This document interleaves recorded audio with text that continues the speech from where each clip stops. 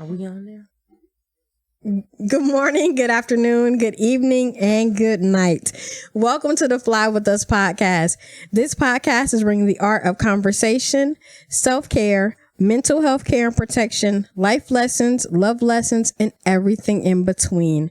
Today, we're going to talk about self-pity and making yourself the black sheep. I'm Lady Bounce. I'm Kryptonite, y'all. All right, so you want to do the mindfulness minute first and then go into it because they feed into each other? Yeah, let's do that. Okay, let's do now, that. first of all, let me apologize. Y'all, I'm really tired right now. It's okay. So excuse me if I babble or stutter or stammer or all of that stuff because I need some sleep. Okay, so observing and releasing the emotions. Very little is needed to make a happy life. It is all within yourself, in your way of thinking. A mighty bull can be led with one pinky finger through the ring in its nose. A giant battleship can be steered with a wheel the size of a hubcap. A skilled martial artist can body slam a person many times bigger and stronger with a flick of the wrist. In the same way, our emotions, though very subtle, can get the better of our wits and govern our actions. This evening, are your emotions ruling you, or are you ruling your emotions? If you wanted to control them, could you? Take a look at your emotional state at the close of the day. Notice whatever you feel in a completely non-judgmental way. I'm sorry, y'all, that was non-judgmental. I kind of stumbled over that. Is it rage, frustration, joy, boredom, sadness, fear, or lust? Attend as much as possible to the emotion, noticing its contours, its exact feeling. Once you have a good fix on it, realize also that this state is temporary. It has arisen and it will fade again. Set this feeling adrift on the ocean of consciousness and do not cling to it. Move into the observer position and watch. Wow. Well, now. That was powerful. Well, now. You know, I just realized there was a whole conversation I meant to have with you before we started this. Okay. And now I know it's too late. I can't do it now. No, you can't do it now. No, I can't do it now. Okay. So, let me see. In situations where, say, you either are considered the black sheep of the family, or you have someone that considers themselves the black sheep of the family. Mm-hmm. Is it really truly a situation where the family has exiled that person, or have they exiled themselves? So, and then there comes a point where if you truly have done everything on your side of the fence to let them know that, hey, I want to make this bridge. I want to cross this over. I want a relationship with you. I want you to know that I care about you. I love you. We are family. Right. And I want to be included in your life, and I want to include you in my life.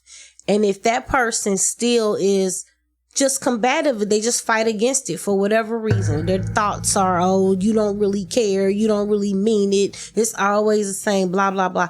Does it become a mental situation then, like you know what I mean? Like, because if you continue to tell someone, hey, I love you, I care about you, this is over. You know, as far as I'm concerned, this is over. Mm-hmm. But they insist upon clinging to it, to hold on to it.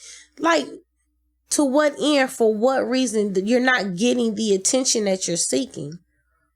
I would say, or maybe you are. in some ways, yeah, you are getting the attention because your audience, your people, like for example, say you put these kinds of things on Facebook. Everybody on your Facebook friends list is your people. That's your tribe. 9 times out of 10, whatever you post, whatever you say, they're going to agree with, they're going to sympathize with, they're going to empathize with. And for some people, those likes and those comments and oh, girl, yeah, you right. They need that to fuel them. When that goes away and people just start, liking your posts when they're positive or when they're happy, you realize that you get more likes or more attention, more pity, if you will, when you post this sad and negative stuff. So then you have to keep thinking about that sad and negative stuff so you can keep bringing it back up. Because if you're not thinking about it actively, if you really have truly let it go when it's dead and it's gone and it's buried, then you don't keep bringing it up. Well, we already know it's not dead and gone. It's buried, because that's the point of this topic, is that it's not gone. But Right. now, taking into consideration, like you said, the tribe that's on Facebook and everything, Mm-hmm. you know, unless you go into very specific detail about a situation, don't nobody know what the heck you're talking about. Right. And they take what you say as it incorporates it, you know, to their life, to their situation, Or to their understanding how of it your how life. it affects their well, okay, there's that. Yes, and then usually, but yeah, there's that, because you have to take both into consideration. That Right. They're either looking at it as, okay, I know your situation, so I can empathize, or yeah, I'm going through something similar myself right now, so I empathize. You know what I'm saying? Right.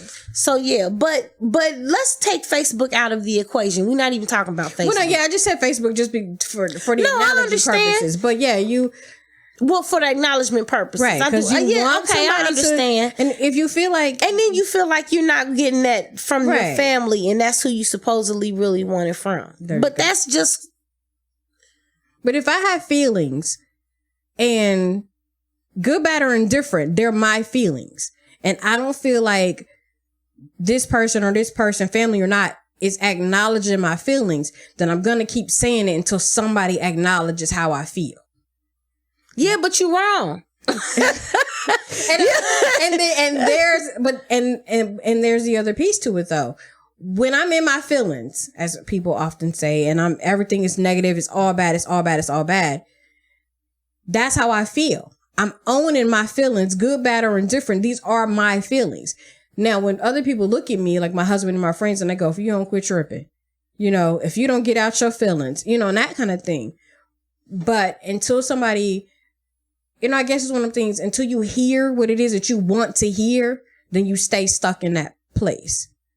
So unless somebody comes up to you and says, Kryptonite, I understand what it's like when nobody loves you and nobody cares about you. And that's real messed up. But I love you and I care and I'm here for you. I'm cool. No, look, let me tell you something. Some people need that though. No, let me tell you something. Look, okay, I'm not gonna coddle your grown ass. Look, no, look. We grown. Let it go, man. Let it go. That stuff happened years ago. You holding on to shit like the justice system holds on to black men.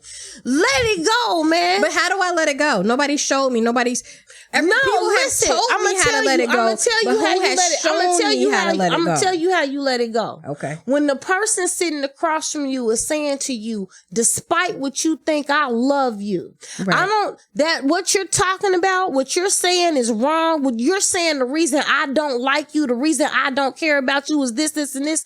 I'm telling you, you're wrong. Right. And despite what you think, you're wrong. And all that stuff you're talking about, the reasons I don't mess with you. No, that everybody was young. Everybody made mistakes.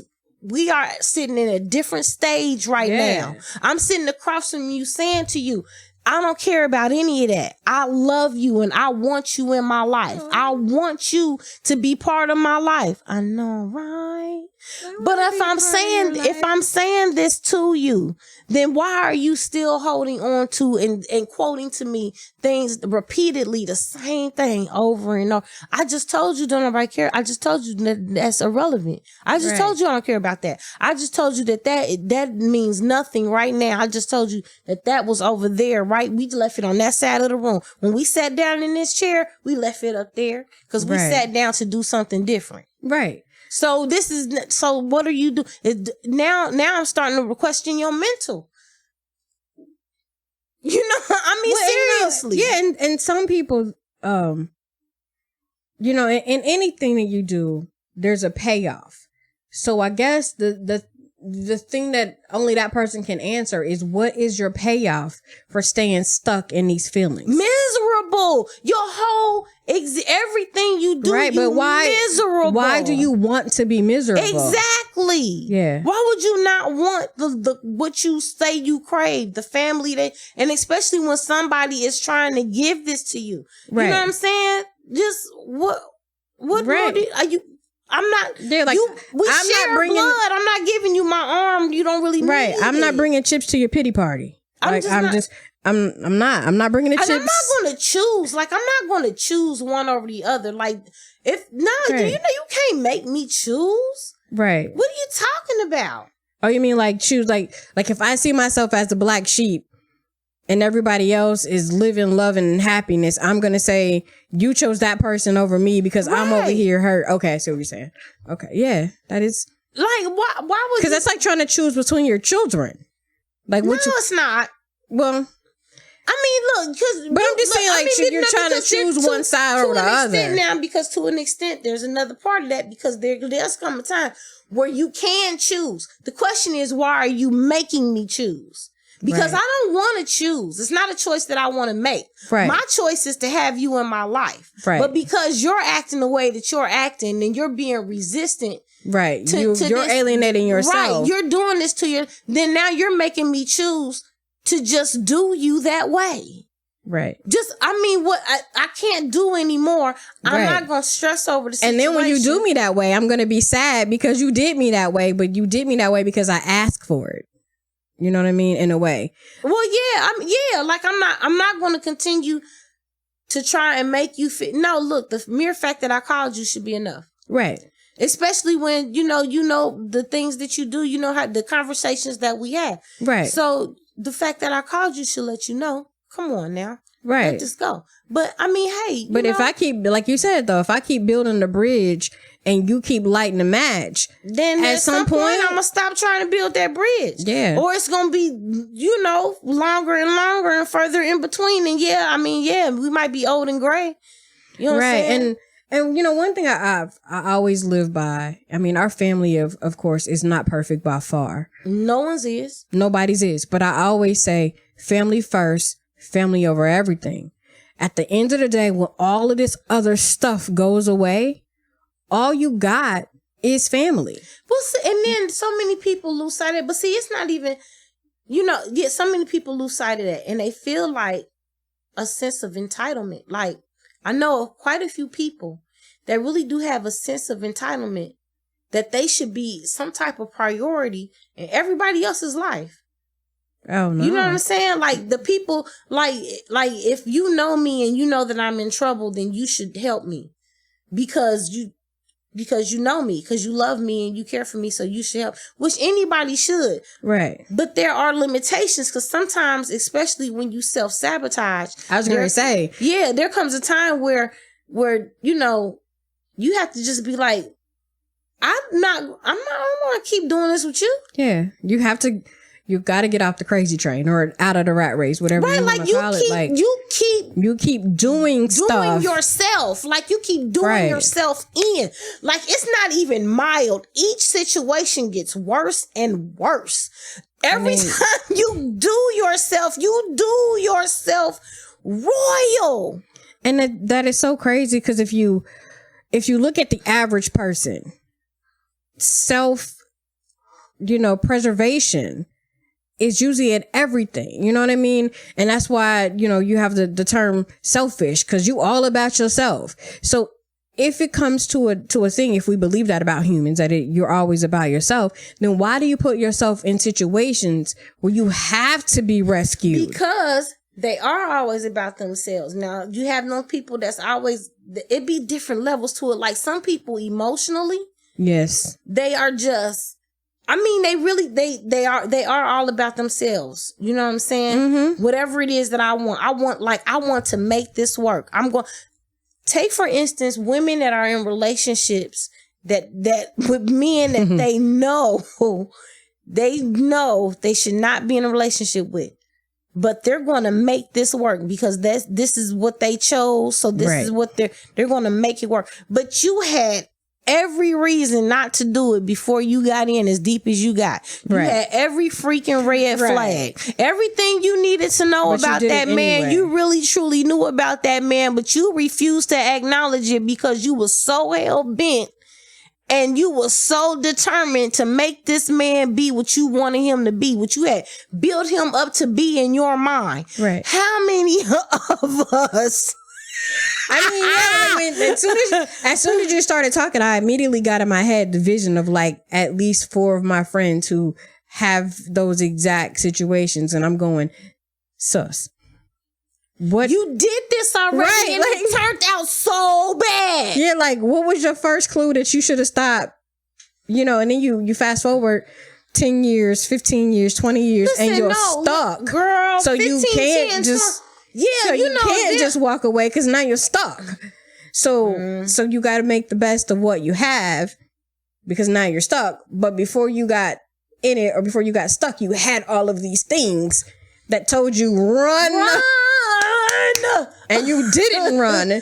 And so now you want your friends to acknowledge your stuckness, your pity, your everything. And now even to like, and now help me, put me right. Help you know what I'm saying? Help do me.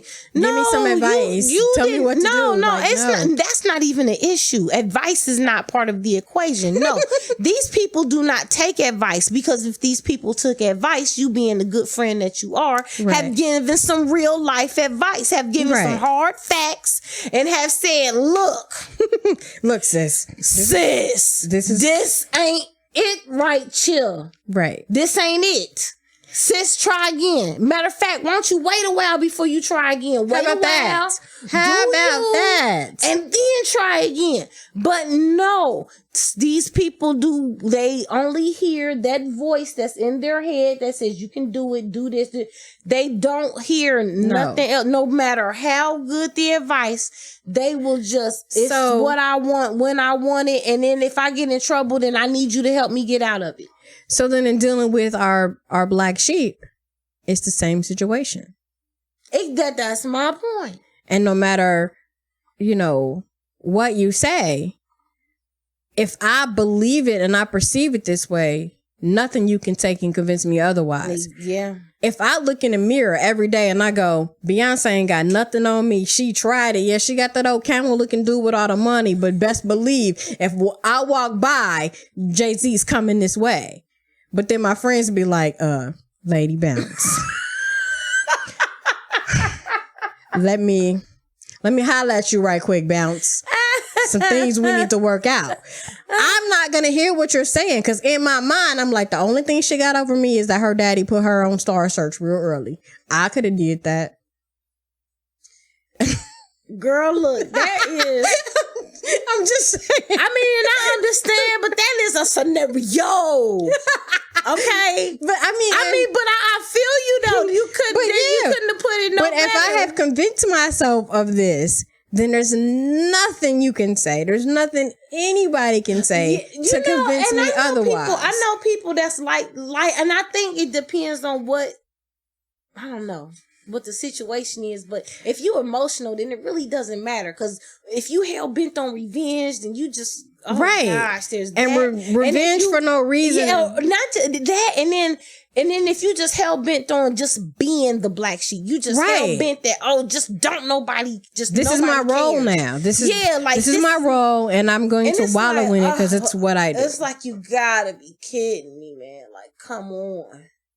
And it is draining, and that's why you make a choice not to give your energy to it, because you got time for that. No, nobody has time for that. This world about to end. Exactly. You know what I'm saying? And we need to be making. What I'm saying. There's too much going on, and we know we have concrete evidence that life is super short, so we don't have a second to waste on superficial, stupid stuff that's in your head. Man, so don't be mad when you see pictures of everybody kicking it and you're not there. Right. That's that. You know what I'm saying? That makes no sense at all. I agree. And then, like we were talking about, in the car on the way over, you gotta own your stuff. Right. You gotta own your role in it. If you feel like the black sheep, you need to ask yourself, why do you feel like this? Why do you continue to feel like this? And then why do you continue to do things that make you feel how you don't want to feel? So that's what I'm talking about. Like for that person, some kind of way, there's some kind of payoff. And that's why you stay stuck right there. See, I can't stay stuck right there. I got things to do. And you got time to be stuck, man. No. I'm so old. like there's a meme I saw on Facebook, and I guess it's loosely translated from a Bible quote where it says, your name is being spoken in rooms you haven't even entered in. Man. So I'm claiming that. So because my name is being spoken in rooms I've never entered in, I can't get stuck in this low energy spot with you and your feelings and all of that. I got to keep moving because there's something out there for me, and whatever it is out there that's for me, I know it's for me. You know, my one friend used to tell me all the time, your gift will make room for you. My gift is making room for me, and guess what? I'm stepping in that mug with my Tim's on. I'm just saying, so take me with you, sis. Take me with you. Aye. Exactly. So I don't have time for that low vibe, low energy, low self-esteem type stuff. And then, you know, like you said, in the situation you're talking about, if you've told the person repeatedly and you've reached out to make amends to include the person and they choose to self-exile, at some point they become exiled. They become exiled because at some point I got to be like, you know what? It's not good for my mental energy to keep trying to pull you out of what you in. Because then I feel like I failed somehow that I wasn't able to pull you out of your feelings or whatever it is that you're in. I ain't gonna feel like that. Maybe not like a failure, but like I feel like I failed you in some ways because I'm not able to pull you along. I ain't gonna feel like that. I'm not gonna feel no. I ain't feel that shit. No, I did my part. I let you know I loved you. I reached out to you. Right. You know what I'm saying? I tried. I grabbed for you. I grabbed at your hand. You batted my hand away. How I feel you? I mean, yeah. How I feel you? You know what I'm saying? I reached for you. I reached back for you to pull you along, to bring you with me. And you knocked my hand away. Ain't no way I failed you. Well, I mean, not failed like you failed the person, but just like, you like ain't failed the intent. You ain't failed the person. That's true. You ain't failed. You rose above, and in some cases, you might have went beyond. Right. Depending on the situation. So I'm gonna walk away, and I'm gonna be okay. Right. I'm gonna go to sleep, real snug with the fan on in my bed. You know what I'm saying? Covers pulled up to the chin, bro. I'm gonna be all right. I'm going to wake up the next day happy to be up, running around and speaking to all of those who choose to speak to me. I'll be happy to hear from you. I ain't got no problem shooting you a text. Hello. What up, Facebook, homie? You know what I'm saying? Instagram, even though you're not on Facebook. Well, you know, I got things to do. I know, but I'm just saying, but you know, it sounded good. I'll be there sometimes when, you know, when in between things I'm doing. Okay. You know what I'm saying? You know? Okay. Hey. Besides that, man, Facebook is draining if you don't use it the right way. If you don't use it the right way, now, it can be draining. When I do use it, I'm usually watching some type of interesting video, or I'm something doing funny on YouTube or something. You know what I'm saying? But I'm not feeding into. I ain't feeding into much of nothing. I ain't really checking posts. I ain't really on the news feed like that. You know what I'm saying? I try and post something that means something every now and then, but for the most part, I'm too dang on tired. Y'all see me? I see you. Man, saddlebags about the But I'm so glad you're here because the people need what you bring to the table. So I'm glad that you are quote unquote suffering through the sleep. I am. Thank you very much. You know, and you're making it. People. Self-sacrifices for my public. I like it. For my fans. That's my radio voice. Like my radio voice. That's like, what was his name? That's your Petey Green voice. No. Who was the one? WDA or who? Oh, Mac J the brother. Mac J. Fred the boss. Mac J, I got that. I can't get quite as deep as Daddy on that Fred the boss, but I got my Mac J on, y'all. I got my Mac Kryptonite on, y'all. Oh, yes. I love it. Call me Krypto Mac. Okay, oh my God. I'm sorry, y'all. It's okay. That's the sleep delirious kicking in. But for the person who feels like they are the black sheep, I got some tips. We're gonna pull you out. So we're gonna try. We're gonna send y'all a lifeline. Lifeline. Throw it on in there. Okay. Throw in that jacket.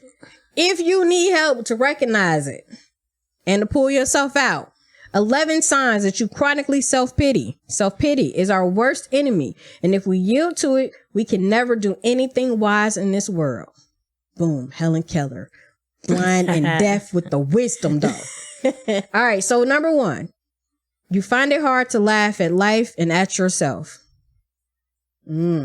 I laugh at myself all the time, especially at work. My coworkers are like, "You're so funny." I was like, "I know, right? I don't got no sense, Boy. but I make my life fun because I want it to be fun." I work with mentally disabled individuals. I got better that- do something fun. How about I work with their kids? Boom. You stop it, because I really work with real. You talking about do parents? too. Yes, I know, but on such a different level. Okay. All right. So this sounds like your black sheep you were describing. You tend to crave drama.